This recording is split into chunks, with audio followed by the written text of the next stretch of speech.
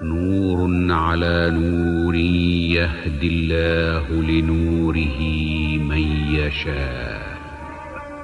روشنی پر روشنی، اللہ اپنے نور کی طرف جس کی چاہتا ہے رہنمائی فرماتا ہے. نور اسلام.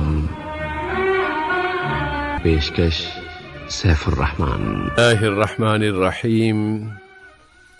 الحمد للہ رب العالمین والعاقبۃ للمتقین والصلاة والسلام على اشرف الانبیاء والمرسلین محمد النبی الکریم وعلى آلہ وصحبہ اجمعین. جمعہ 27 شعبان سن 1442 ہجری بمطابق 9 اپریل 2021 کی رات اردو ریڈیو سے پروگرام نور اسلام سننے والوں کی خدمت میں محترم مولانا عبدالباسط العمری اور سیف الرحمن کا سلام و تحیات. سامعین، آج کے حلقے میں ہم ابتدا سے اختتام تک مسلسل آپ سامعین کی ٹیلی فون کالز لیں گے کہ ماہ رمضان کے دوران کالز نہیں دی جا سکیں گی، اور ماہ رمضان کے دوران یہ پروگرام نور اسلام رات 8 بجے پیش کیا جائے گا. ٹیلی فون نمبر ہے 44131280 اور دوسرا نمبر ہے 44874299. آج کے پروگرام کی پہلی کال اب ہم ریسیو کرتے ہیں. السلام علیکم. وعلیکم السلام ورحمۃ اللہ وبرکاتہ. جی بھائی جلدی سے. میرا نام ظفر عالم ہے. ظفر عالم. جی ظفر بھائی. میرا سوال یہ ہے، عید یا بقرعید کا چاند دیکھتے ہیں ہمارے ادھر تو سلام کرتے چاند کو سلام کرتے ہیں. جی اور کچھ دعا پڑھتے، یہ عمل کیسا ہے؟ اور دوسرا میرا یہ سوال یہ ہے جی کہ روزہ کھولنے سے پہلے کون سی دعا افضل ہے؟ اچھی بات ہے، انشاءاللہ بھی جواب آئے گا بھائی. بہت شکریہ آپ کا. جی مولانا، پہلا سوال چاند سے متعلق کہ وہ دعا تو مانگتے ہی ہیں لیکن اس سے پہلے وہ چاند کو سلام کرتے ہیں، کیا یہ طریقہ صحیح ہے؟ السلام علیکم ورحمۃ اللہ وبرکاتہ. وعلیکم السلام ورحمۃ اللہ وبرکاتہ. الحمد للہ رب العالمین والصلاة والسلام علی عبدہ ورسولہ نبینا محمد وعلی آلہ واصحابہ اجمعین، اما بعد. بسم اللہ الرحمن الرحیم. جس صاحب یہاں پر یہ بات ہم پیش کر سکتے ہیں. پہلی بات تو یہ ہے کہ جہاں تک عید الفطر کی بات ہے تو عید الفطر کے لیے صاحب بھائی ہم لوگ عید سے ایک دن پہلے چاند دیکھتے ہیں، اور جہاں تک عید الاضحیٰ کی بات ہے تو اس کے لیے تو جو ہے چاند عید سے ایک دن پہلے نہیں بلکہ عید سے تقریباً 10 دن پہلے دیکھا جاتا ہے عید کا چاند. یعنی عید کے چاند سے مراد ذوالحجہ کا چاند دیکھا جاتا ہے تو پھر 10 دنوں کے بعد یا 10ویں تاریخ کو جو ہے عید الاضحیٰ منائی جاتی ہے. اور عید الفطر کے بارے میں بات واضح رہے کہ رمضان کا مہینہ ختم ہونے کی علامت کے طور پر جیسے ہی یا تو 29 دن کے بعد شوال کا چاند نظر آئے یا پھر 30 دن مکمل ہو جائیں تب جو ہے شوال کی پہلی تاریخ کو عید الفطر منائی جاتی ہے. یہ بات تو دلائل کی روشنی میں واضح ہوتی ہے. اب دوسری بات جو ہے، نیا چاند دیکھ کر چاہے وہ شوال کا چاند ہو جس کی بنیاد پہ عید منائی جاتی ہے یا ذوالحجہ کا چاند ہو جس کے 10 دن کے بعد جو ہے عید الاضحیٰ منائی جاتی ہے، چاہے 12 مہینوں میں سے کسی بھی مہینے کا جو نیا چاند نظر آتا ہے اس موقع پر چاند دیکھنے کی دعا جو مانگی جاتی ہے وہ دعا پڑھنا جو ہے وہ مستحب ہے. یہ دعا جو ہے کوئی واجب یا فرض یا ضروری نہیں. تو اللہم اہلہ علینا بالیمن والایمان والسلامۃ والاسلام والتوفیق لما تحب وترضی. تو اس میں جو ہے بعض روایت میں اللہم اہلہ علینا بالامن، تو بعض علماء نے اسے جو ہے ضعیف قرار دیا، اور جو بالیمن والی جو دعا ہے اسے جو ہے مستند قرار دیا. تو یہ مستحب ہے، اگر کوئی پڑھتا ہے تو اس پر زیادہ ثواب ملے گا. اب جہاں تک سے بھائی جو چاند کو سلام کرنا یہ تو کچھ نئی بات لگ رہی ہے، ایسی کوئی تعلیم جو ہے ہمارے سامنے نہیں دی گئی کہ چاند کو سلام کیا جائے، تو ایسی نئی باتیں جو ہے دین میں نہ لے آئیں اور ایسی باتوں کو عام نہ کریں، چاہے وہ عید کا چاند ہو چاہے کوئی بھی دیگر مہینوں کا چاند ہو، اس کے لیے ہم سلام کرنے کی کوئی ضرورت نہیں ہے اور ایسا کوئی طریقہ اسلام میں نہیں ملتا ہے، اسی لیے یہ کام چھوڑ دیں۔ باقی عید کی تیاری ہے، ایک دوسرے کو مبارکباد دے، چیزیں تو آپ کر سکتے ہیں، یہ کام تو کر سکتے ہیں، لیکن چاند کو سلام کرنے کی کوئی بات ہمیں اسلامی تعلیمات میں نہیں ملتی ہے۔ یوسف بھائی جزاک اللہ خیرن۔ اور روزہ کھولنے کے لیے بہترین دعا کون سی ہے اس کی؟ یوسف بھائی اس بارے میں جو بات ہم پیش کریں گے دلائل کی روشنی میں وہ ہے سنن ابن ماجہ میں اور دیگر کتب سنن میں جو احادیث مروی ہیں، خاص طور پر حضرت ابو ہریرہ اور دیگر صحابہ سے، کہ ان للصائم عند فطرہ دعوۃ ما ترد، کہ روزہ دار کی دعا جو ہے افطار سے پہلے جو ہوتی ہے وہ اللہ تعالیٰ کے دربار سے جو ہے رد نہیں کی جاتی۔ اور دوسری دعا ہے دوسری حدیث جو ہے ثلاثۃ لا ترد دعوتہم، ان میں سے ایک جو ہے کہ دعوت الصائم حین یفطر یا حتی یفطر، کہ جب روزہ دار روزہ رکھتا ہے تو سارے روزے کی حالت میں دعا جلد قبول ہوتی ہے، یا پھر افطار کے وقت جو ہے اس کی دعا جلد قبول ہونے کی امید کی جا سکتی ہے۔ تو یہاں پر دعا کی فضیلت اور دعا کی قبولیت کے افضل اوقات وہ بتائے گئے ہیں، لیکن افطار سے پہلے کوئی مخصوص دعا مانگی جائے، چاہے اس کا تعلق افطار سے ہو یا کسی بھی معاملے سے، ایسی کوئی بات ہمیں افطار سے پہلے دعا کرنے کے سلسلے میں کوئی بات نہیں ملتی ہے۔ لیکن عام طور سے صاحب بھائی امت میں دو دعائیں زیادہ مشہور ہیں، دونوں بھی سنن ابو داود کے اندر مذکور ہیں۔ ان میں سے ایک دعا جو ہے عبداللہ بن عمر سے سنن ابو داود کے اندر، اس دعا کے الفاظ اس طرح ہیں کہ ذهب الظمأ وابتلت العروق وثبت الاجر انشاء اللہ۔ ایک تو یہ دعا ہے، اس دعا کے بارے میں بھی کئی علماء اس کو ضعیف بتاتے ہیں، بعض علماء اس کو حسن کا درجہ دیتے ہیں۔ اور دوسری دعا جو ہے اللہم لک صمت وعلی رزقک افطرت، یہ بھی ابو داود میں ہے معاذ بن زہرہ سے، لیکن اس دعا کو جو ہے اکثر علماء نے ضعیف قرار دیا۔ اب بتانا یہ ہے سبھی کہ دونوں دعاؤں کے اندر جو الفاظ میں ملتے ہیں دونوں بھی جو ہے ماضی کے صیغے میں جو ہے بیان کیے گئے، یعنی افطار سے پہلے کا کوئی معنی اس میں نہیں نظر آتا۔ مثال کے طور پر جو دوسری دعا جسے ہم نے ضعیف بتایا، کیونکہ اس میں صحابی کا نام نہیں بلکہ تابعی کا نام ہے، اور یہ جو ہے تابعی صحابی کا نام لیے بغیر براہ راست نبی کا نام لے کر حدیث بیان کرتے ہیں، تو اس کے الفاظ کا ترجمہ یہ ہوتا ہے کہ یا اللہ میں نے روزہ تیرے لیے رکھا اور تیری روزی پر میں نے افطار کر دیا۔ تو افطار کر دیا کا مطلب افطار کے بعد یہ دعا پڑھی جائے، لیکن امت میں دعا عام طور پہ جو افطار سے پہلے پڑھی جاتی ہے، یعنی مشہور ہے، لیکن چونکہ علماء نے اسے جو ہے ضعیف بتایا تو ہم اس کی پابندی نہ کریں۔ اور جو دوسری دعا اس میں بھی یہی معنی واضح ہوتا ہے صاحب بھائی کہ ذهب الظمأ، کہ پیاس جو ہے وہ بجھ گئی، ختم ہو گئی، ابتلت العروق، اور اس کے بعد جو ہماری نسیں جو ہیں وہ تر ہو گئیں اور رگیں تر ہو گئی، اور وثبت الاجر انشاءاللہ، اور ہمیں روزے کا اجر مل گیا۔ تو یہاں پر دونوں کے اندر جو معنی واضح ہوتا ہے وہ یہی ہے کہ افطار کے بعد یہ دعا پڑھی جائے۔ اب آخری بات سے بھائی کہ افطار سے پہلے کوئی مخصوص دعا احادیث میں وارد نہیں، آپ صرف بسم اللہ پڑھ کر کوئی بھی چیز کھائیں، افطار آپ کا مکمل ہو جائے گا۔ یہاں تک سے بھائی اگر کوئی مسلمان بندہ بغیر کسی دعا کے یعنی صرف افطار کی نیت بھی نہیں کرتا ہے، خود بخود جو ہے روزہ افطار کرنے کا وقت داخل ہو جاتا ہے تو روزہ اس کا کھل جاتا ہے، جیسا کہ بخاری اور مسلم میں حضرت عمر بن خطاب سے حدیث مروی ہے، پیارے نبی واضح فرماتے ہیں کہ جب ایک طرف سے رات چلی یعنی دن چلا جاتا ہے اور دوسری طرف سے رات آ جاتی ہے اور سورج مکمل طور پہ غروب ہو جاتا ہے، فقد افطر الصائم، روزے دار کا روزہ کھل چکا۔ تو روزہ جو ہے بالکل آپ کا کھل جاتا ہے، اس کے بعد آپ کوئی بھی چیز کھائیں پیئیں وہ آپ کے لیے جائز ہے۔ لیکن آپ مستحب عمل کرنا چاہتے ہیں، زیادہ ثواب کمانا چاہتے ہیں، تو پھر آپ جو ہے بسم اللہ پڑھیں، کوئی کھجور کھائیں، یا پھر کھجور میسر نہ ہو تو پانی پیئیں، کوئی بھی چیز کھا پی کر آپ جو افطار کرتے ہیں تو اس پر آپ کو مستحب عمل کا ثواب لکھا جائے گا۔ لیکن اگر یعنی یہ کام کو آپ نہیں کرتے تو اس میں کوئی حرج نہیں۔ جہاں تک دعاؤں کی بات ہے صاحب بھائی، دونوں دعاؤں کا اگر کوئی بندہ پڑھتا ہے نہیں پڑھتا ہے، اس کی وجہ سے روزے پر پر اثر نہیں پڑتا ہے۔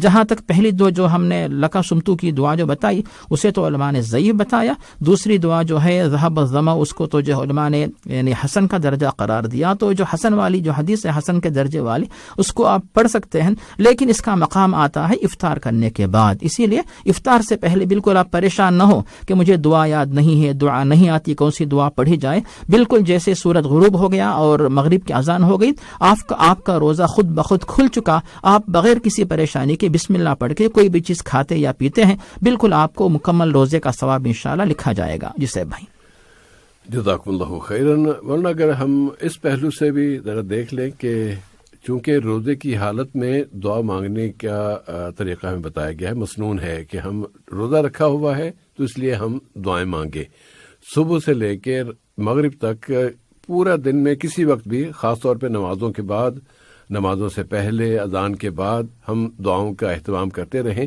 اسی طرح جب افطار کے وقت آ جائے تو اس وقت بھی جو دعائیں آپ کو اپنے لیے اس وقت ذہن میں آ جائیں کہ اللہ تعالیٰ سے مجھے یہ بھی مانگنا ہے، وہ بھی مانگیے، اس میں مانگنے کی ممانعت کوئی نہیں ہے۔ بس اتنا ہے کہ کوئی دعا مخصوص نہیں ہے کہ نبی کریم صلی اللہ علیہ وسلم نے یہ دعا مانگی ہے، وہ نہیں ہے ہمارے پاس، وہ مصروف نہیں، اس کے لیے دلیل نہیں ہے، لیکن دعائیں بہت زیادہ مانگنی چاہیے۔ جی صاحب بھائی، جزاکم اللہ خیرن۔ اگلی کال لیتے ہیں۔ السلام علیکم۔ وعلیکم السلام ورحمۃ اللہ وبرکاتہ۔ اور کیسے مولانا صاحب، خیریت ہے؟ جی مولانا بھی خیریت سے ہیں، اور اپنا نام بتا دیں گے بھائی؟ میرا نام محمد اعظم ہے۔ جی اعظم بھائی، کیا سوال ہے؟ وہ تھوڑا ایک سوال یہ تھا کہ کیا کہتے ہیں، یہ جمعے کی جو نماز ہوتی ہے یہ کچھ لوگ بولتے کہ فرض نہیں ہے، تو اس کے بارے میں تھوڑا معلوم کرنا ہے، فرض ہے یا واجب ہے؟ اچھی بات ہے جی، اور دوسرا سوال یہ تھا کہ یہ جو تراویح کی نماز ہوتی ہے تو یہ اللہ کے رسول صلی اللہ علیہ وسلم کتنی ثابت ہے؟ کوئی بولتا ہے کہ 8 ثابت ہے، کوئی بولتا ہے 20 ثابت ہے، تو اس کا تھوڑا خلاصہ کر دیں گے تو اچھی بات ہے انشاءاللہ بھی۔ بس یہ دو سوال ہیں۔ بہت شکریہ آپ کا، اوکے، شکریہ، جزاک اللہ خیر۔ جی مولانا، پہلا سوال محترم اعظم صاحب کا کہ جمعے کی نماز کے حوالے سے کیا وہ فرض ہے یا واجب ہے؟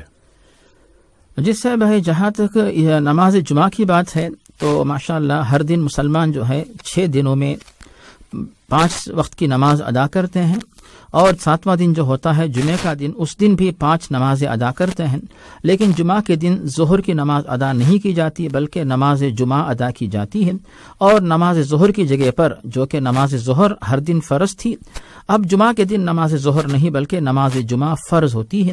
اور نماز جمعہ کی فرضیت کے بارے میں صاحب بھائی، یعنی جو جنہوں نے واجب کہا ہو، کچھ بھی کہا ہو، بلکہ نماز جمعہ کی فرضیت کے بارے میں تمام علماء کا اجماع ہے، اتفاق ہے، اس میں کسی کا اختلاف نہیں ہے کہ نماز جمعہ جو ہے مسلمانوں کے اوپر فرض ہے، اور اس کے بہت سارے دلائل ہیں۔ ان میں سے ایک دلیل یہ ہے کہ پیارے نبی صلی اللہ علیہ وسلم نے ہمیشہ نماز جمعہ کی پابندی کی اور حکم دیا۔ دوسرے نمبر پر قرآن مجید سورۃ الجمعہ کے اندر جو آیت ہے کہ یا ایھا الذین آمنوا اذا نودی للصلاۃ من یوم الجمعۃ فاسعوا الی ذکر اللہ وذروا البیع ذلکم خیر لکم ان کنتم تعلمون، اس آیت میں بھی اللہ تعالیٰ نے اس طرح واضح کیا کہ جیسے ہی نماز جمعہ کے لیے بلایا جائے تو پھر دنیا کے سارے کام چھوڑ کر اللہ کے ذکر کی طرف دوڑے دوڑے آؤ۔ تو یہاں پر علماء نے واضح کیا کہ یہاں پر اللہ کے ذکر سے مراد جو ہے نماز جمعہ، جس کے اندر 2 حصے ہوتے ہیں، پہلے نمبر پر 2 خطبے اور دوسرے نمبر پر نماز جمعہ 2 رکعات۔ تو اس طرح جو ہے نماز جمعہ کی فرضیت پہ کسی کا اختلاف نہیں ہے اور اس کی پابندی ضروری ہے، الا یہ کہ صاحب بھائی کچھ مخصوص افراد ایسے ہیں جن کے پاس عذر شرعی ہو، تو پھر ایسے لوگ نماز جمعہ سے پیچھے رہ سکتے ہیں، لیکن ان کے اوپر جو ہے ظہر کی نماز فرض رہتی ہے۔ مثال کے طور پر کوئی مریض ایسا ہے جو مسجد میں آ نہیں سکتا، جمعہ کی نماز کے لیے نہیں آ سکتا، یا پھر مسافر جو سفر کی حالت میں ہو۔ مسافر کے لیے بھی صاحب بھائی ایسا نہیں کہ ہر مسافر نماز جمعہ چھوڑے، بلکہ وہ سفر کی حالت میں، روانگی کی حالت میں ہو اور وہ جامع مسجد اس کے پاس نہیں، تو پھر اس کے لیے اجازت ہے کہ وہ جو ہے جہاں کہیں بھی رہے وہیں پر جو ہے نماز جمعہ چھوڑ کر ظہر کی نماز پڑھیں۔ اسی طرح چھوٹے بچے اور خواتین، ایسے جن کے پاس عذر ہے، ایسے لوگوں کے بارے میں جو ہے کہا گیا کہ یہ لوگ جو ہے نماز جمعہ چھوڑ سکتے ہیں، ورنہ عموماً تمام مسلمانوں کے لیے ضروری ہے کہ نماز جمعہ میں آئیں اور نماز جمعہ ادا کریں، اور پہلے جو 2 خطبے ہوتے ہیں ان میں بھی حاضر رہیں، اور پھر نماز نماز جمعہ جو ہے امام کے پیچھے ادا کریں. لیکن اگر کسی کے خطبے چھوٹ گئے تو پھر جان بوجھ کے چھوڑتا ہے تو گناہ کبیرہ کا مرتکب ہوگا. لیکن کسی عذر کی وجہ سے جو ہے تاخیر ہو جاتی ہے تب بھی جو ہے چونکہ خطبے نہیں سنے تو پھر جمعہ چھوڑے گا ایسا نہیں ہے، بلکہ جب بھی پہنچے گا وہ نماز جمعہ امام کے پیچھے 2 رکعت ادا کرے گا. جسے بھائی جزاک اللہ خیر. مولانا فرض اور واجب کے حوالے سے چونکہ صرف ایک مسلک میں ہی یہ مسئلہ ہے کہ وہ کیٹیگری جو ہے نا وہ واجب کو فرض سے کم سمجھتے ہیں، لیکن باقیہ مسالک میں تو سبھی واجب وہ فرض کے معنی میں ہی استعمال کیا جاتا ہے. یہاں عرب دنیا میں اگر کوئی فرد یہ کہے نا کہ یہ واجب ہے تو اس کا مطلب یہ ہے کہ وہ یہ کہہ رہا ہے کہ یہ فرض ہے، تو فرض کی جگہ پہ واجب کا لفظ استعمال ہوتا ہے. تو اس لیے اس میں کوئی فرق ہونا نہیں چاہیے، لیکن ایک مسلک میں فقہ کے اس میں انہوں نے یہ فرق کیا ہے کہ ذرا فرض سے تھوڑا سا کم درجہ واجب کا دیا گیا ہے.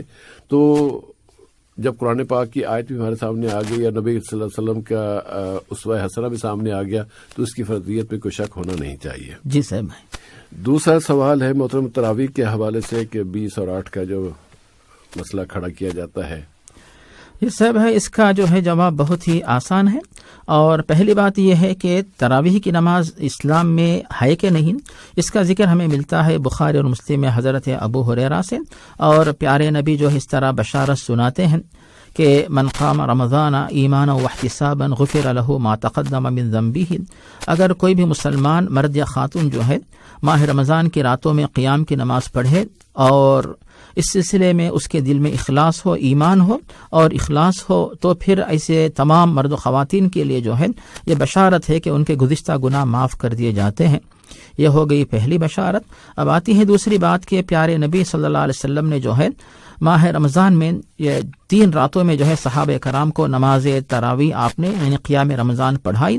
اس کے بعد جب صحابہ نے چاہا کہ اور پڑھائیں تو آپ نے منع کر دیا کہ کہیں ایسا نہ ہو کہ نبی اپنی امت کو نماز پڑھا رہے ہیں اور اللہ رب العالمین اس خوبصورت منظر سے خوش ہو کر یہ نہ کہہ دے کہ ہر دن جو 5 نمازیں فرض ہیں اسی طرح قیام رمضان بھی تم پہ فرض نہ ہو جائے. اس ڈر سے پیارے نبی نے جو ہے صحابہ کرام کو کہہ دیا کہ تم لوگ اپنے اپنی جگہ پر اپنے اپنے گھروں پر نماز پڑھ لو. تو یہاں پر ہمیں تو تاکید اس کی آئی ہے کہ ہم لوگ جو ہے نماز تراویح کی پابندی کریں. مرد حضرات خواتین جو بھی ہیں اگر مساجد میں اجازت ہے مساجد میں پڑھیں، اور اجازت مساجد میں نہیں ہے اپنے اپنے گھروں پر نماز تراویح کی پابندی کریں. اور جہاں تک تعداد کے بارے میں جو بات ہمیں ملتی ہے اس کے بارے میں بخاری اور مسلم میں حضرت عائشہ صدیقہ سے جو حدیث مروی ہے جس میں وہ پیارے نبی کے بارے میں آپ کی جو رات کی نماز کے بارے میں پوچھا گیا تو انہوں نے وہاں پر 11 رکعت کا ذکر فرمایا. اب آتی ہے بات امت کے اندر کہ امت کے اندر تمام لوگ ایسے نہیں جن کے پاس اتنی طاقت ہو کہ وہ لوگ 11 رکعت میں قرآن کو ختم کر سکیں. اسی لیے صحابہ کرام کے پاس اور صحابہ کرام نے اجتہاد سے پھر ان رکعات کی تعداد میں اضافہ کیا کہ لوگ 8 رکعت میں، اور بلکہ 8 رکعت جو ہے تراویح کی پلس 3 رکعت جو ہے وہ وتر کی. تو اس میں جو ہے قرآن کو مکمل نہیں کر پاتے، زیادہ حصہ یعنی رکعت چونکہ طویل ہوتی ہیں اسی لیے جو ہے تعداد میں اضافہ کر دیا. مثال کے طور پر کچھ صحابہ 20، کچھ صحابہ اور زیادہ پڑھا کرتے تھے. تو جن حضرات نے اس میں اضافہ کیا ان کی دلیل یہ ہے جو عبداللہ بن عمر سے بخاری اور مسلم میں مروی ہے کہ صلاۃ اللیل مثنا مثنا، کہ رات کی نماز 2 رکعت کے حساب سے پڑھی جائے، اور جب تم کو اس بات کا ڈر ہو کہ کہیں صبح نہ ہو جائے یعنی فجر کی اذان نہ ہو جائے تو ایسی صورت میں فوراً وتر پڑھ کر اپنی رات کی نماز مکمل کر لیں.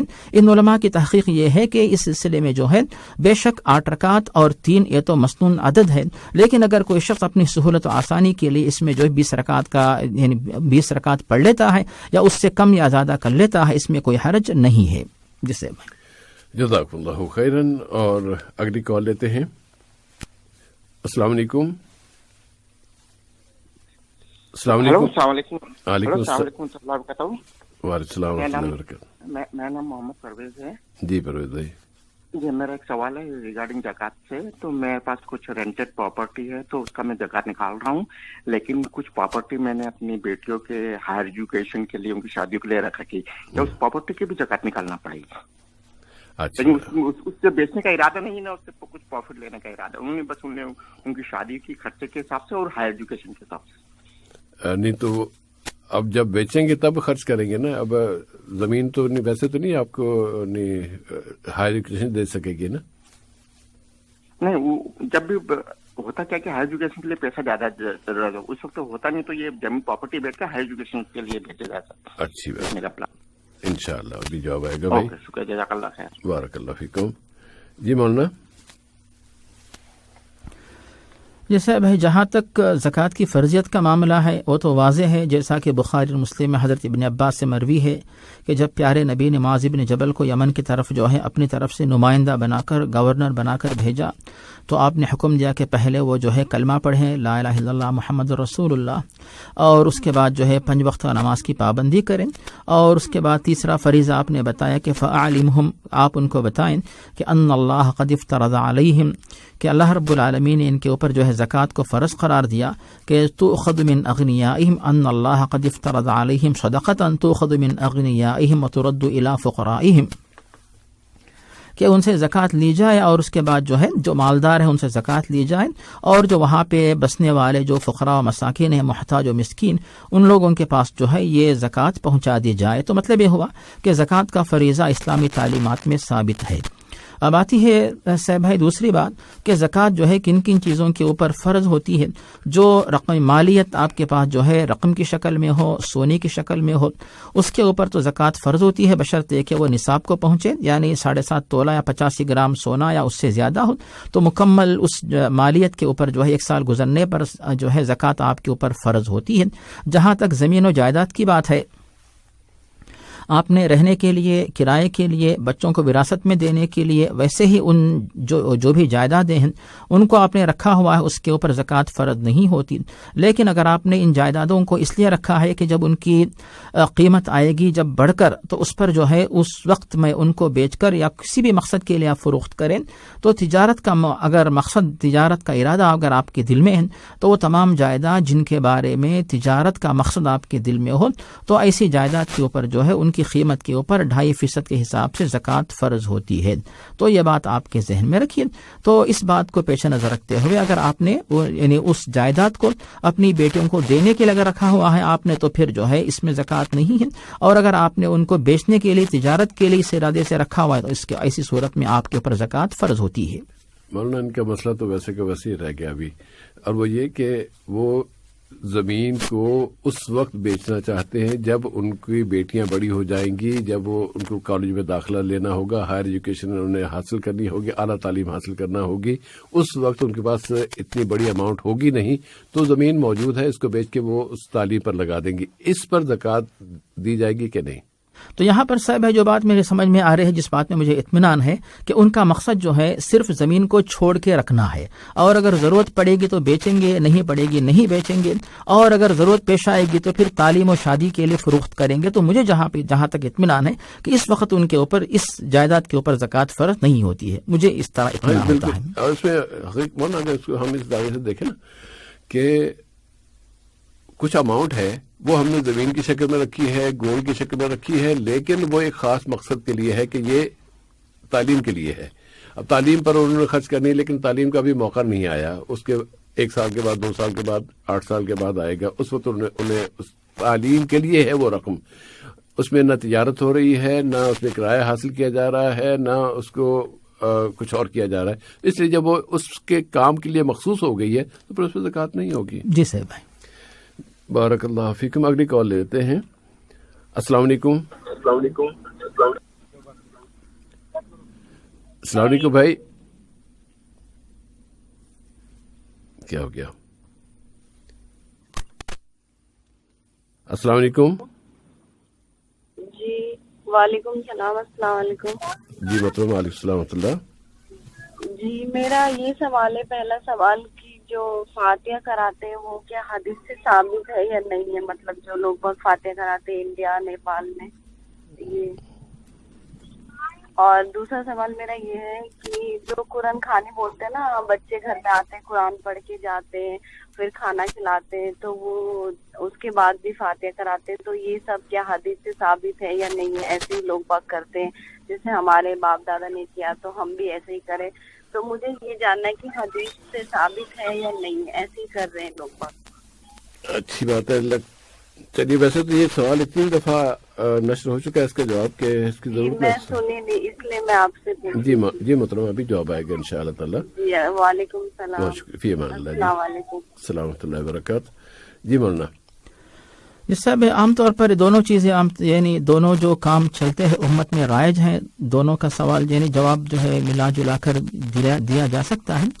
تو صاحب پہلی بات یہ ہے کہ یہ فاتحہ کا معاملہ یا پھر قرآن خوانی کا معاملہ جو ہے یہ اسلامی تعلیمات میں ایسا طریقہ نہیں ملتا ہے، بلکہ جیسا کہ اس سے پہلے بات آئی تھی کہ بعض مولوی حضرات نے شاید اپنے کسی مخصوص فائدے کے لیے کہ فاتحہ کرا وہ کھانا بناؤ تاکہ ہمارے گھر پہ بھی تھوڑا کھانا پہنچایا جائے، پھر اس کے بعد میں سورۃ الفاتحہ پڑھ کر اس پہ دم کر کے پھر یہ کھانا تم لوگوں تک پہنچاؤں گا، پھر اس کے بعد اس کا ثواب جو ہے روحوں تک پہنچاؤں گا. یہ اعتقاد چونکہ اس سلسلے میں پایا جاتا ہے، اسی لیے اس طریقے کو اپنایا نہ جائے بلکہ فاتحہ کا دروازہ ہی بند کیا جائے. فاتحہ پڑھنی ہو تو سورۃ الفاتحہ نماز میں پڑھیں، بس یہی آپ کے لیے ثواب کا کام ہے، ورنہ کھانے کے اوپر فاتحہ پڑھنے کا طریقہ ہمارے لیے دین اسلام میں نہیں بتایا گیا. اور جہاں تک قرآن خوانی کا معاملہ وہ بھی اسی طرح لگ رہا ہے. تو لوگ یہ سمجھتے ہیں کہ ہم قرآن پڑھیں گے ہمارے ہاتھ میں ثواب مل گیا پھر ہم کسی تک پہنچا دیں گے، یا پھر کچھ لوگ یہ کہتے ہیں کہ میں نے اتنی دفعہ قرآن پڑھ کے اپنے پاس محفوظ رکھ لیا ہے اور آپ کہیں گے اور کچھ فیس مجھے دے دیں گے تو پھر میں جو ہے اس میں سے جتنے قرآن میرے پاس ہو تو پھر ان میں سے کچھ جو ہے تلاوتوں کو آپ لوگوں کے مرحومین پر میں جو ہے بخش دوں گا ان کے حق میں. تو یہ سب غلط طریقے جو ہے ایک دروازہ کھولنے سے کئی غلط طریقے دنیا میں رائج ہونے کا ڈر رہتا ہے. اسی لیے اگر واقعی آپ کو کسی مرحوم کو ثواب پہنچانا آپ چاہتے ہیں تو بہتر طریقہ یہی ہے کہ آپ خود جو ہے قرآن کی تلاوت کر کے اپنے لیے جو دعا کرتے ہیں اسی طرح مرحومین کے حق میں بھی دعا کریں. اور اگر تلاوت کا ثواب جو ہے ان کو پہنچانا چاہتے ہیں تو پھر آپ جو ہے جتنی آپ کی حیثیت ہو، ایک مصحف یعنی قرآن شریف کا ایک نسخہ 2 نسخے جتنی آپ کے پاس استطاعت ہو تو آپ جو ہے وہ مساجد جہاں پہ لوگوں کے پاس قرآن کے نسخے نہیں، یا وہ مدارس جہاں پہ غریب طلبہ جو ہے وہ پڑھتے ہیں جن کے پاس قرآن کے نسخے نہیں، تو وہاں پر اپنے حیثیت کے مطابق جو ہے قرآن کے نسخے آپ اس نیت سے وقف کر دیں کہ فلاں مرحوم یا مرحومہ کی طرف سے یہ وقف ہے، تو پھر پیسہ آپ کا ہے اور نیت ان کے حق میں ہے، رضامندی اللہ کی رضامندی کی نیت ہے. تو آپ چونکہ پیسہ دے رہے ہیں اور نیابت کر رہے ہیں مرحومین کی طرف سے تو ثواب آپ کو ملے گا، جن کے لیے وقف کر رہے ہیں ان کو بھی ملے گا، اور جو لوگ اس میں ان مصاحف میں پڑھیں گے ان کو بھی ثواب ملے گا. تو اس طرح سب کے سب جو ثواب کے حقدار بنیں گے. اس طرح آپ رکھیے. لیکن گھر پہ بچوں کو دعوت دے کر بلانے کا طریقہ یہ جو ایسا کوئی طریقہ ہمیں نہیں بتایا گیا. اسی لیے اگر آپ ماشاءاللہ ان غریب بچوں کو فائدہ پہنچانا چاہتے ہیں تو چاہے بچے آپ کے گھر پہ آئے نہ آئے قرآن پڑھنے کے لیے، تو آپ جو ہے ان کے جہاں پہ ان کے مدارس یتیم خانے جہاں پہ ہیں وہیں پر آپ جو ہے تو کھانا پکوا کر پہنچا دے، راشن پہنچا دے، تو وہ ثواب الگ سے آپ کمائیے. اور قرآن کی تلاوت کا جو معاملہ ہے آپ ان کے پاس مصاحف پہنچا دیں، تو جتنے بچے جب بھی پڑھیں گے تو برابر اس پر ثواب آپ کے مرحومین کو انشاءاللہ ملتا رہے گا. جزاکم اللہ خیر. من آپ کے جواب میں نا مجھے ایک اور بات یاد آ گئی ہے. وہ انڈیا نیپال کے بارے میں میں نہیں جانتا، البتہ پاکستان میں ایسے کچھ ادارے ہیں جو غریب طلباء کو قرآن پاک حفظ کراتے ہیں، اور ان پر ان کے رہن سہن، ان کے لباس، ان کے جو تمام اخراجات وہ اس ادارے کی طرف سے ہوتے ہیں. اور وہ ادارے پھر اپیل کرتے ہیں کہ اگر آپ بچوں کو حفظ کرانے کے معاملے میں حصہ لینا چاہتے ہیں تو آپ ہمیں مجموعی طور پر ایک بچے پر اتنے ہزار خرچ آتے ہیں 1 سال کے، اور اس میں 1 سال لگے 2 سال لگے تو وہ آپ اتنی رقم دے دیجئے. اس کا فائدہ پھر یہ ہوتا ہے کہ اگر جب بچہ آپ کی مدد کے ذریعے قرآن پاک حفظ کر لیتا ہے تو وہ پھر زندگی بھر جب تک قرآن پاک پڑھتا رہے گا تو اس کا اجر آپ کو ملتا جائے گا. آپ اس نیت سے ان کی مدد کر سکتے ہیں، اس لیے سے وہاں پیسے دے سکتے ہیں کہ اس کا اجر میرے فلاں جو فوت ہو چکے ہیں والد صاحب والدہ یا جو جس فرد کے بارے میں اس کا اجر ملے. تو یہ ایک طریقہ رائج ہے اور یہ مفید بھی ہے. جس سے اس میں آپ نے بہت ہی سنہرا طریقہ بتایا، چاہے حضرات جو افراد خواتین مرد و خواتین بقید حیات ہوں یا پھر دنیا میں جا چکے ہوں، تو سب کے لیے ثواب کمانے کا بہترین طریقہ آپ نے بتایا کہ ثواب جاریہ جو ہے سلسلہ جاری رہے گا دنیا میں بھی اور آخرت میں بھی انشاءاللہ یہ کام آنے والا ہے. تو اس طریقے کو اپنا کر بھرپور استفادہ کریں، بلکہ ایسے طریقوں کو دنیا میں عام کریں تو مدارس کا فائدہ ہوگا، بچوں کا فائدہ ہوگا، اداروں کا فائدہ ہوگا، امت اسلامیہ کا فائدہ ہوگا، اور جو حضرات اس میں حصہ لے رہے وہ خود بھی جو ہے اس میں برابر صاحب ہیں، اجر و ثواب کے مستحق ہیں۔ اور یہ بھی یاد رکھیے کہ جتنا پیسہ دے رہے ہیں وہ ضائع نہیں ہو رہا ہے، بلکہ یہ اللہ تعالیٰ کی راہ میں یہ خرچ کرنے کی وجہ سے اللہ تعالیٰ کا جو وعدہ ہے کہ 1 ریال کا جو فائدہ اللہ تعالیٰ 10 سے لے کر 700 گنا زیادہ دے گا، اس وعدے پر ایمان رکھتے ہوئے اس کام میں شرکت کریں، اور تلاوت کا جو ثواب اس سے بھی آپ فائدہ اٹھا رہے ہیں، اور پیسہ خرچ کرنے سے پیسے میں جو برکت ہوتی ہے اس کا بھی فائدہ آپ کو حاصل ہو رہا ہے۔ جی صاحب بھائی، جزاک اللہ خیرن۔ اب ہم اگلی کال لیتے ہیں، لیکن جی اب آ گئی، وہ آ کے چلی گئی تھی، اب آ گئی ہے ایک اور کال۔ ہلو، السلام علیکم ورحمۃ اللہ وبرکاتہ۔ وعلیکم السلام ورحمۃ اللہ۔ جی محترم، کیا نام ہے؟ ابصار احمد بات کر رہا ہوں۔ کون بھائی؟ ابصار احمد۔ جی ابصار بھائی، جی میرا سوال جی تھوڑا زیادہ ہے، 3 سوال ہیں ہمارے، چھوٹے چھوٹے ہیں۔ 2 لیتے ہیں، چلیے دیکھتے ہیں کہ اگر کسی ایڈجسٹ کر سکے ہم۔ ٹھیک ٹھیک ٹھیک ٹھیک۔ جلدی جی سوال تو یہ تھا ہمارا کہ جو ہے ہم جیسے کہ ہم مکتب پڑھے ہیں، ہم جو ہے 8 سال مدرسے میں پڑھے ہیں، تو ہم کو یہ پڑھایا گیا ہے، ہم تب سے پڑھتے چلے آ رہے ہیں، اور جو ہے مولانا یہ سکھایا تھا کہ جیسے کہ ہم پتہ لگا نماز ہو رہی ہے فجر کی، مسجد میں ہم پہنچے، تھوڑا لیٹ پہنچے، نماز جو ہے فجر کی جو ہے کھڑی ہو گئی ہے۔ اس کے بعد ہم پہنچے، ہم کا پتہ لگا کہ ابھی کھڑی ہوئی ہے، یا جو ہے ہم کو معلوم ہے کہ جو ہے طویل جو ہے سورہ یا سنتوں کے حوالے سے سوال پوچھ رہے ہیں۔ جی جی جی جیسے فجر کی جو ہے فرض نماز ہو رہی ہے، جماعت سے ہم پہنچے۔ جی جی بات ہوگی، اگلا سوال بتا دیں۔ جی تو سنت کیا جو ہے ہم پڑھنے بعد میں فرض میں شامل ہوں جو ہے رکعت میں، یا میں یہی تو عرض کر رہا ہوں، یہ سوال واضح ہو گیا، اگلا سوال بتا دیں تاکہ آپ کے سوال کے تو ایڈجسٹ کر سکیں بھائی۔ جی جی جی جی دوسرا سوال جو ہے وتر کے بارے میں تھا، جیسے کہ جو ہے وتر جو ہے حضور صلی اللہ علیہ وسلم نے جو ہے کیسے پڑھی، جو ہے جیسے کہ ہم لوگ پڑھتے ہیں 2 رکعت پڑھیں، تشہد پڑھے، اس کے بعد تیسری رکعت کے لیے کھڑے ہوئے، پھر جو ہے سورہ فاتحہ پڑھ کے جو ہے دعائے قنوت پڑھے، اس کے بعد ایسے کر کے 3 رکعت جو ہے۔ اور ایک ہمارے دوست نے کہا تھا کہ جو حضور صلی اللہ علیہ وسلم نے ایسے بھی پڑھا کہ 2 رکعت پہ سلام پھیرا، پھر جو ہے 1 رکعت پھر الگ سے پڑھی، اور پھر ایک اور کہا کہ جو ہے کبھی کبھی 1 رکعت ہی پڑھی۔ کیا یہ کون سی بات صحیح ہے، کیا غلط ہے، یا کون سی پڑھنا چاہیے؟ انشاءاللہ ابھی جواب آئے گا ہی۔ بہت شکریہ بھی آپ کا۔ اگر کہیں تو تیسری بھی نہ پھر رہنے دیں، کوئی بہت ضروری سوال ہوتا کہ وہ ایسا مسئلہ ہوتا کہ ہم بہت آپ نے اس کی ضرورت ہوتی تو پھر ہم وہ بھی لے لیتے، لیکن اب نہیں۔ نماز کے سنتوں کی یا فجر کی سنتوں کے حوالے سے مولانا بات ہے۔ جس سے بھائی بالکل اختصار کے ساتھ اس طرح بتا سکتے ہیں صاحب بھائی کہ اس بارے میں جب کسی نماز کا آغاز ہو چکا ہے اور کوئی شخص باہر سے آتا ہے، اس کے لیے فرض بنتا ہے کہ فوراً جو ہے امام کے ساتھ نماز میں شامل ہو جائیں، اور اس بارے میں دلیل جو ملتی ہمارے سامنے صحیح مسلم میں حضرت ابو ہریرہ سے، پیارے نبی واضح فرماتے ہیں کہ اذا اقیمت الصلاۃ فلا صلاۃ الا المکتوبہ، کہ جب اقامت ہو گئی، نماز کھڑی ہو گئی، نماز کا آغاز ہو گیا، تو دوسری کوئی بھی نماز جو ہے جائز نہیں ہوتی، الا یہ کہ جو نماز جو ہے چل رہی ہے اس کے سوا کوئی اور نماز قبول نہیں ہوتی۔ اور اگر کوئی شخص سنت کے لیے کھڑا بھی ہوتا ہے تو وہ کئی طریقے سے گنہگار ہوگا، اس کی تو سنت کی نماز قبول ہوئی ہی نہیں کیونکہ فرض نماز چل رہی ہے، اور جماعت کو چھوڑ کر الگ سے سنت پڑھنے کا اس کو گناہ لکھا جائے گا کہ تم الگ سے ایک نماز پڑھ رہے ہو، اور ایسے لوگوں سے پیارے نبی نے منع کیا۔ اور بخاری اور مسلم میں بھی حدیث ہمیں ملتی ہے کہ ایک صاحب کو پیارے نبی نے اس طرح کرتے ہوئے دیکھا، آپ نے نماز کے بعد ان کو ڈانٹا۔ اور ایک حدیث جو ہمیں ملتی ہے مسند احمد کے اندر کہ ایک صحابی کو پیارے نبی نے فجر کے بعد دیکھا جو کہ کھڑے ہو کر نماز پڑھ رہے ہیں، تب آپ نے جو ہے پوچھا کہ کون سی نماز، انہوں نے بتایا کہ میں نے فرض سے پہلے سنت نہیں پڑھی، تب پیارے نبی نے خاموشی اختیار کی۔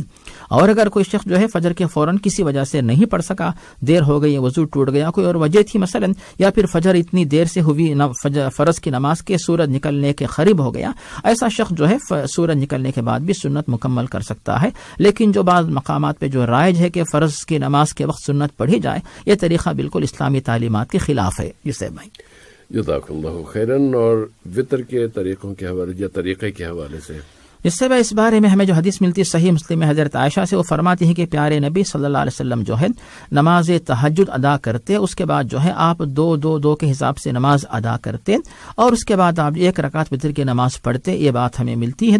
اسی طرح حضرت عبداللہ بن عمر سے حدیث مروی ہے صحیح مسلم میں کہ الوتر رکعۃ من آخر اللیل، کہ وتر کی نماز جو ہے رات کے آخری حصے میں پڑھی جانے والی 1 رکعت ہے۔ اس کا مطلب یہ ہوتا ہے کہ 2 رکعت پڑھی جائے، پھر 1 رکعت الگ سے پڑھ کر وتر کی نماز ادا کی جائے۔ ایک تو یہ ہو گئی، اور اس کے بعد دوسری جو حدیث ہمیں ملتی ہے مسند احمد کے اندر حضرت عائشہ صدیقہ سے، وہ جو فرماتی ہیں کہ پیارے نبی صلی اللہ علیہ وسلم جو وتر کی نماز پڑھتے تو 1 2 3 مسلسل پڑھتے، اور اس کے بعد جو ہے درمیان میں تشہد کے لیے نہیں بیٹھتے، اور تیسری رکعت جو ہے یعنی اس طرح 3 رکعت مکمل کر کے وتر کی نماز پڑھتے۔ اب اس کے بعد بعض مسلکوں کے اندر جو ہے نماز وتر جو ہے بعض لوگ مغرب کی نماز کی طرح بھی پڑھتے ہیں۔ تو یہ 3 باتیں آپ کے سامنے پیش کی گئیں جسے بھائی۔ جزاکم اللہ خیرن۔ اگلی کال لیتے ہیں۔ السلام علیکم۔ وعلیکم السلام۔ جی بھائی۔ سر جی میرا نام رمضان ہے۔ جی رمضان بھائی، آپ کو رمضان سے میرا سلام۔ وعلیکم السلام۔ جی سر جی میرا تعلق انڈیا راجستھان سے ہے۔ سر جی میرے علاقے میں بہت فرقہ وہاں بھی بولتا میرا فرقہ صحیح ہے، سنی بولتا میرا فرقہ صحیح ہے، اس میں کون سا فرقہ صحیح ہے؟ انشاءاللہ۔ جی ایک ہی سوال سر جی۔ ایک ہی سوال ہے، انشاءاللہ بھی جواب آئے گا۔ اوکے سر جی، اللہ حافظ۔ بہت شکریہ۔ جی مولانا۔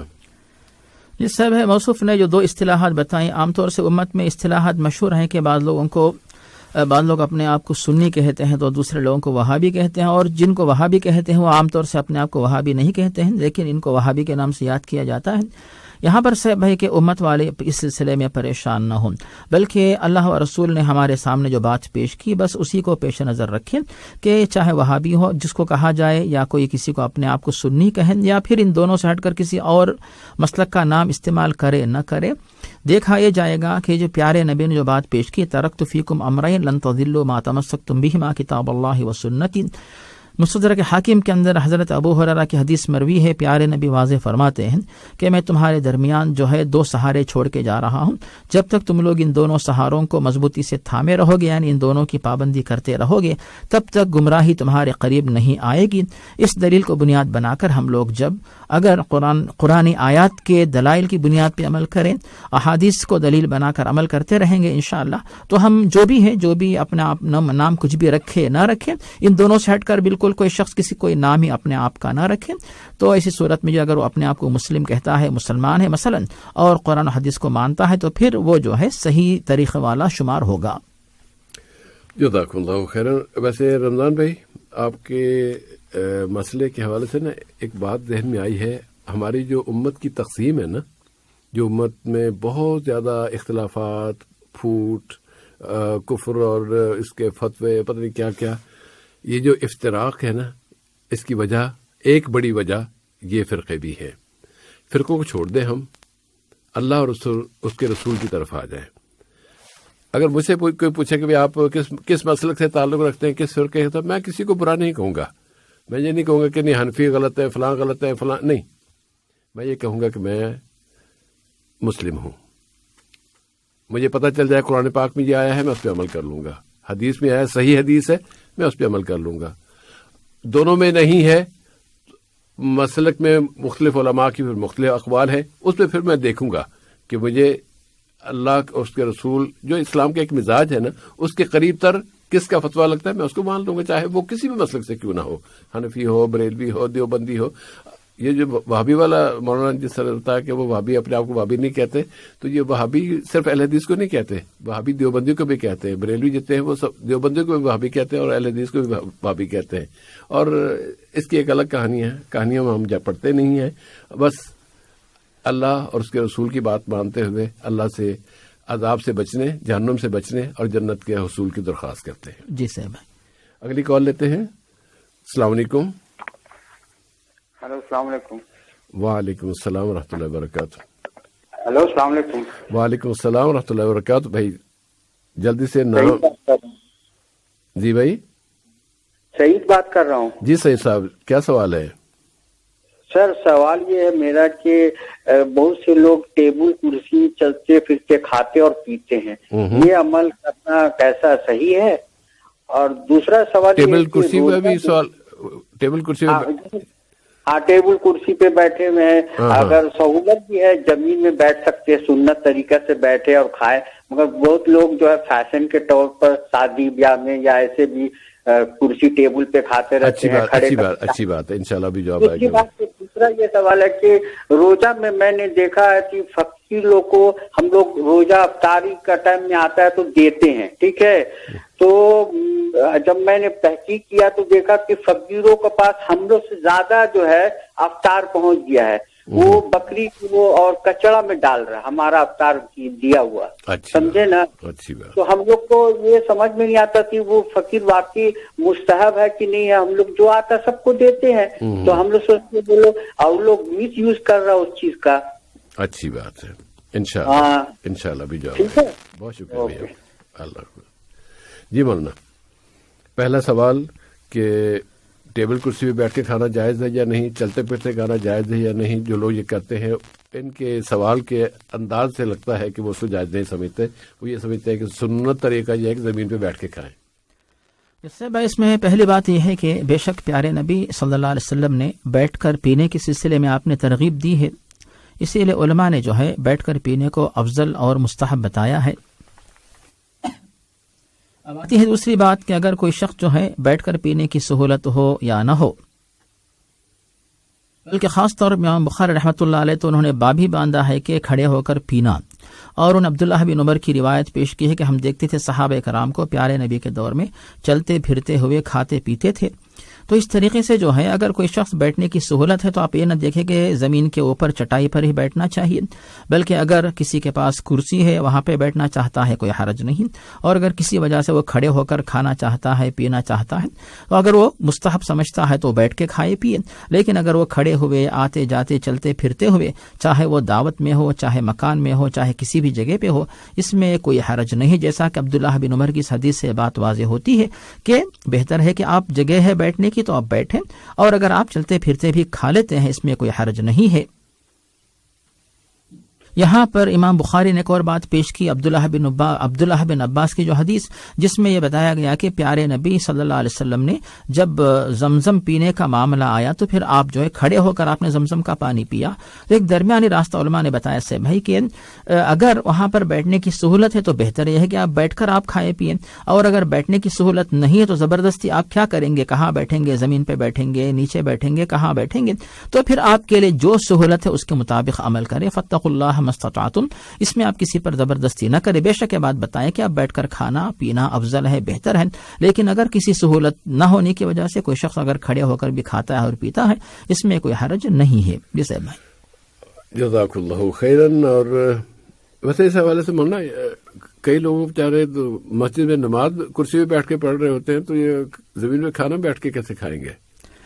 اس سے وہی بات ہے کہ لوگ ان باتوں پر بھی توجہ دے کے بندہ جو ہے جب نیچے بیٹھ ہی نہیں سکتا تو پھر آپ اس پہ زبردستی یہ کرے کہ زمین پر ہی آپ کو بیٹھنا پڑے گا، تو پھر یہ شاید بعض لوگوں کی طرف سے کچھ مبالغہ آرائی لگتی ہے.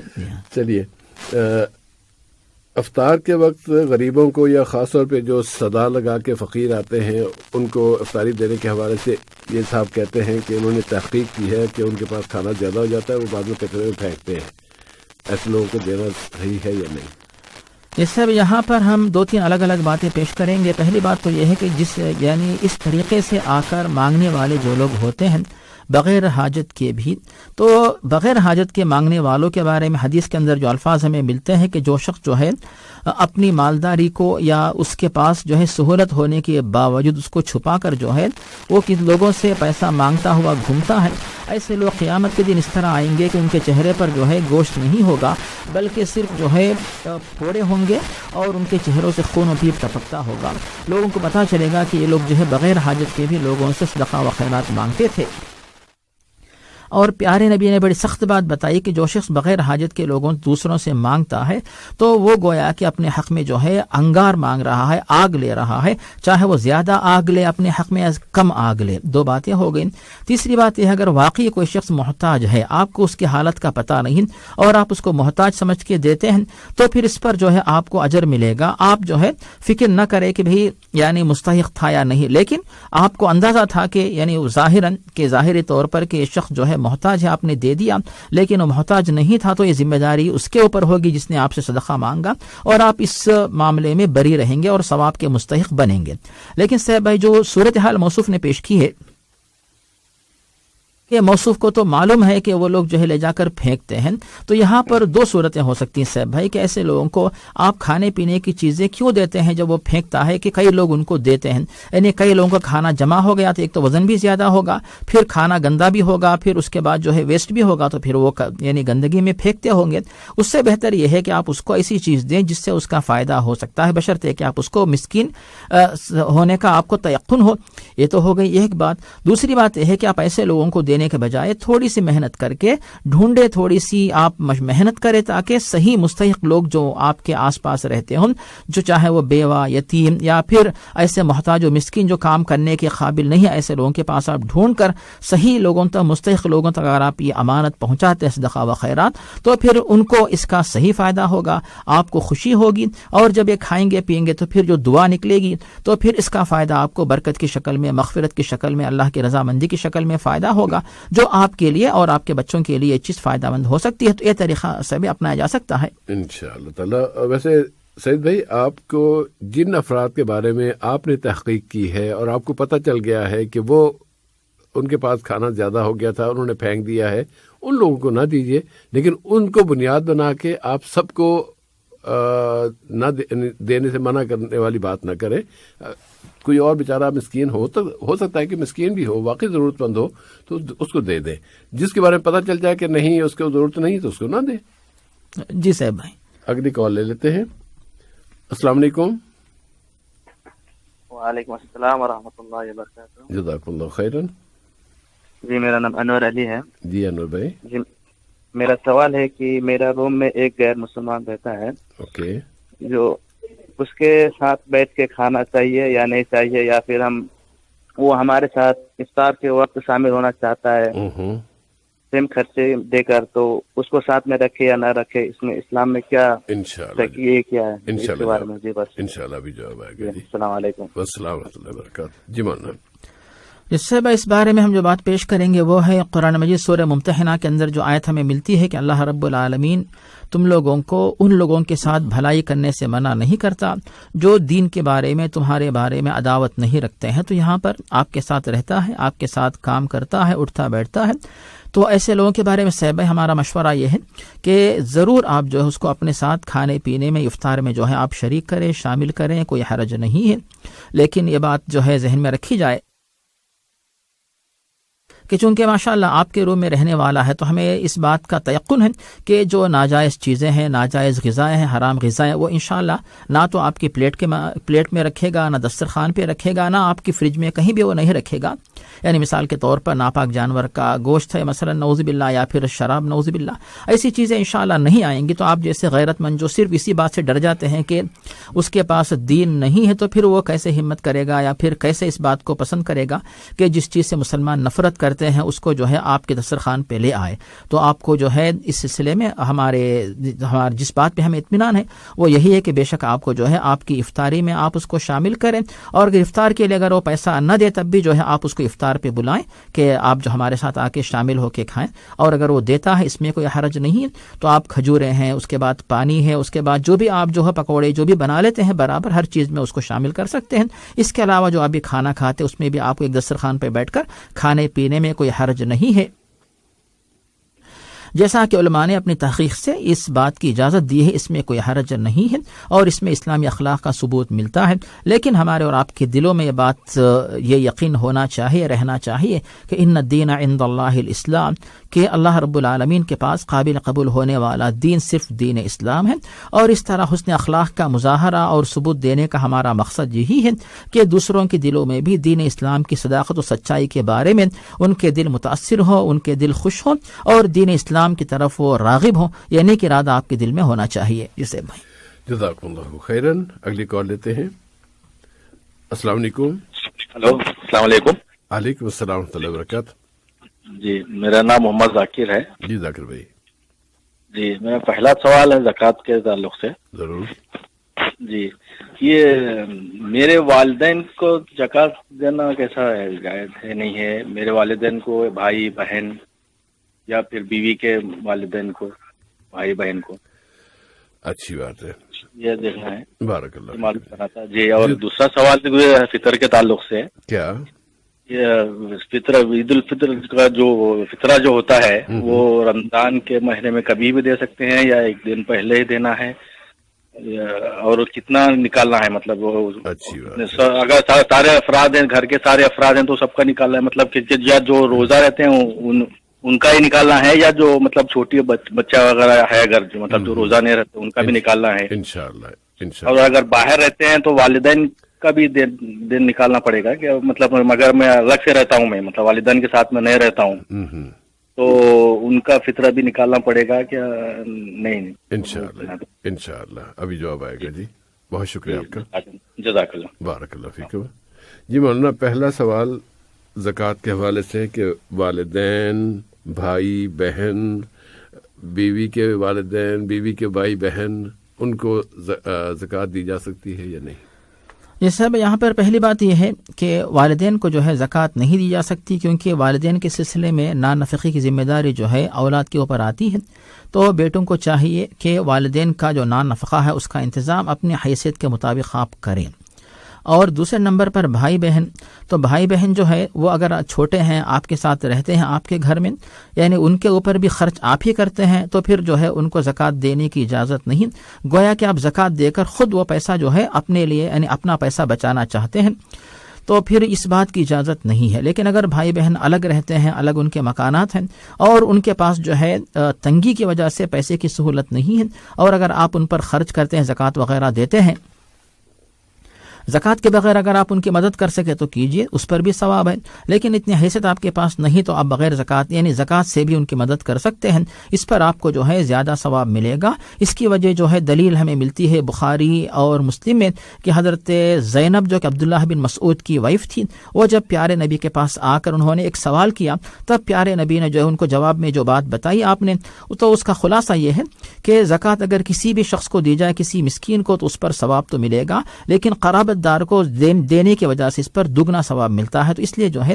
اگر آپ بھائی بہنوں کو دیتے ہیں، اس پر آپ کو صدقہ اور زکوٰۃ کا بھی ثواب ملے گا، اور صلہ رحمی اور قرابت داری کو جوڑنے کا ثواب، یہ دونوں ثواب آپ کو حاصل ہوں گے۔ جہاں تک سے بھائی بیوی کے جو والدین ہیں یا بیوی کے بھائی بہن، ان کے بارے میں بھی بات ذہن میں رکھی جائے کہ پہلی بات یہ ہے کہ کیا واقعی وہ زکوٰۃ کے مستحق ہے کہ نہیں، بات دیکھی جائے، اور اگر واقعی مستحق ہیں تو پھر جو ہے چونکہ بیوی کے جو والدین یا بیوی کے بھائی بہن، ان کے نان نفقے کی ذمہ داری آپ کے اوپر نہیں، تو آپ اگر آپ کا جو دوسرا مال ہے اس میں سے بھی آپ دے سکتے ہیں، یہ بھی ثواب کا کام ہے، اور اگر آپ زکوٰۃ سے بھی دینا چاہتے ہیں اس میں بھی کوئی حرج نہیں، اس پر بھی آپ کو زیادہ ثواب ملے گا، کیونکہ آپ صدقہ بھی دے رہے ہیں اور قرابت داری کو جوڑنے کا حق بھی ادا کر رہے ہیں، تو اس پر جو آپ کو زیادہ ثواب انشاءاللہ مل سکتا ہے انشاءاللہ۔ اور زکوٰۃ الفطر کے حوالے سے کہ رمضان میں کسی بھی وقت ادا کی جا سکتی ہے یا صرف ایک دن پہلے زکوٰۃ ادا کرنا ہوگی، اور یہ کہ کن افراد کی طرف سے اور اس کی کتنی رقم یا کتنا زکوٰۃ کتنی ہوگی؟ اس سے بھائی اس میں پہلا جو جواب ہے وہ ہے کہ فطرہ جو فرض ہوتا ہے سے بھائی کہ عید کے دن صبح جو ہے فطر ادا کرنا یہ آخری وقت ہے، اور آخری وقت چونکہ اتنا تنگ ہوتا ہے تو پھر اس میں جو ہے اسلامی تعلیمات کی روشنی میں بات ہمیں ملتی ہے کہ عید کے دن فجر سے لے کر عید کی نماز کے دوران فطرہ مستحق لوگوں تک پہنچانا یہ لازمی ہوتا ہے۔